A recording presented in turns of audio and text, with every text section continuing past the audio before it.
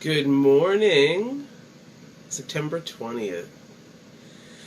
When virtues are pointed out first, flaws seem less insurmountable. Judith Martin. If only, or it only, makes sense that we can't mow down anybody else's self-esteem without damaging our own at the same time. We need to remember the fact when it is our legitimate task to correct a child, an employee, or anybody else who falls under our authority. When the power balance between two people is unequal, insensitivity is all too easy. Before we call out somebody's shortcomings, it's only decent to lead off the conversation with some acknowledgement of his or her good qualities. Any positive, sincere statement will do to cushion and make a context for the criticism that is to follow. Our goal, after all, is to help that person do better. No one does better after a bludgeoning. Sensitive, constructive criticism creates a win-win situation.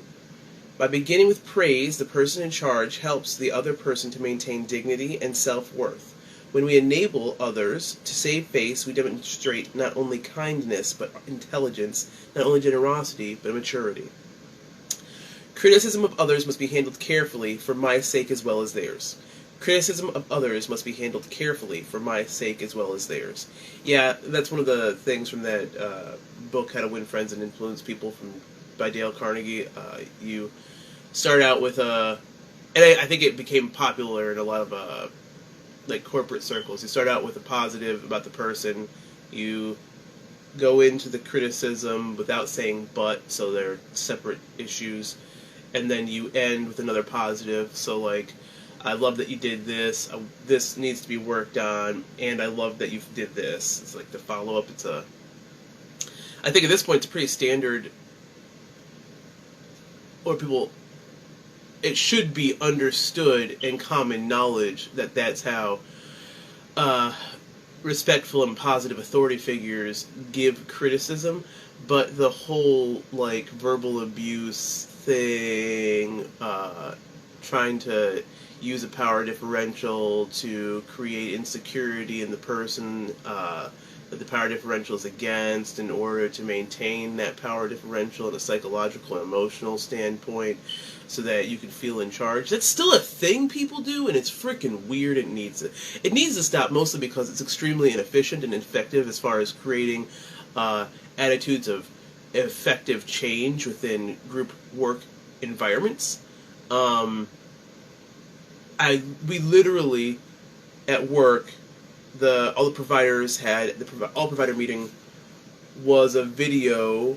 We watched a video that was talking about productivity in the workplace being extremely dismal in areas and jobs where the employees did not feel respected or valued by employers or supervisors.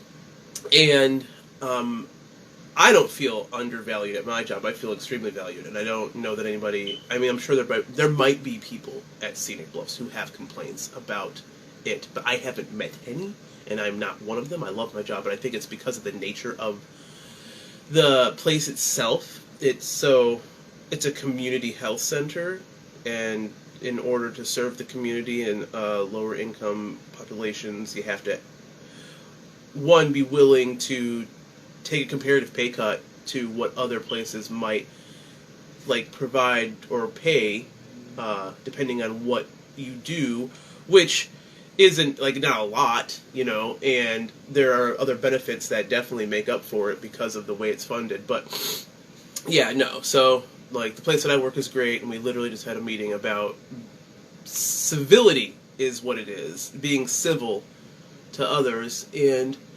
employees who don't work at places where civility is valued tend to be less productive. So, that whole like old world gotta be a tough boss mentality costs money. Criticism of others must be handled carefully for my sake as well as theirs.